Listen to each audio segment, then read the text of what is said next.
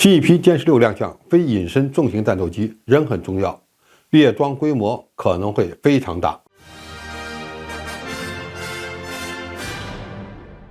观众朋友，大家好，我是付天少。在很多人的印象中，中国新一代战斗机3剑客之中的歼十6，应该是一种非常成熟的机型，只需要继续生产就好了。但是最近沈飞公开的新机试飞画面显示，又有新的黄皮歼十6多用途战斗机在进行试飞。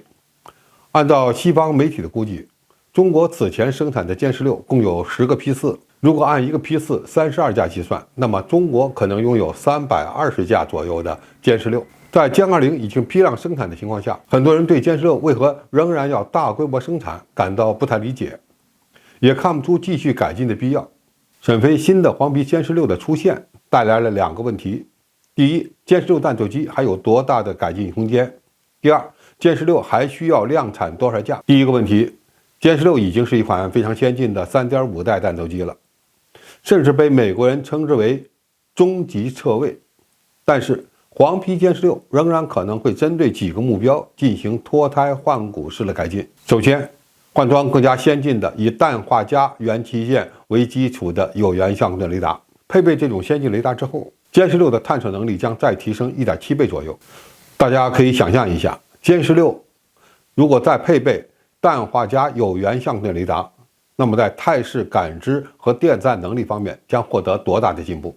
第二，可以为歼十6换装动力更加强劲的涡扇10C 发动机。这种推力更大的发动机可以让歼十6在飞行性能上获得较大的提升。我们可以比较一下苏30 MKI 的 RL31FP 的加力推力只有 12.5 吨，美国 F-15EX 战斗轰炸机配备的是 F110GE129 发动机，该型发动机的加力推力为 13.2 吨。涡扇13的推力比俄罗斯的 RL31FP 大出不少，比美国的 F110GE129 也要高一些。这种进步能让歼十6在载弹量、最大平飞速度、垂直爬升率、持续转弯能力等方面都获得明显的进步，特别是对携带和投放大型空对地导弹和空导弹等方面都有很大的优势。第二个问题是，中国到底还需要多少架歼十6战斗机？其实我们可以看一下中国还有多少早期型的歼11、苏27 SK、苏27 UBK、苏30 MKK 战斗机和飞豹战斗轰炸机，就能大概算出来了。上述这些战斗机现在虽然还有使用寿命，但是苏式战斗机的寿命短也是事实，估计很快将进入用歼十6替换苏27、苏30战机的历史阶段。飞豹暂时会通过中期延寿来继续使用，但是从长远来看，歼十6仍然是最好的接替者。如果把这些需求加在一起，歼十6生产500架都不算多，甚至呢，有人估计其最终的产量可能会达到600架左右。这里面呢还有一个问题，那就是像歼十6这样的非隐身重型战斗机还有多大价值？实际上，从未来作战使用的角度分析，这是一种仍会长期服役的机型。从美国继续量产 F-15EX 战斗机就可以看出来，没有一个国家会选择全部列装隐身战斗机，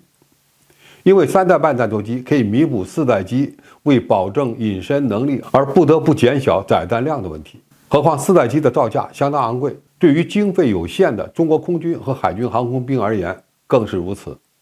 从定位的角度来看，歼十6作为一款多功能的重型战斗机，在夺取制空权时完全有能力压制对手的3代和 3.5 代战斗机，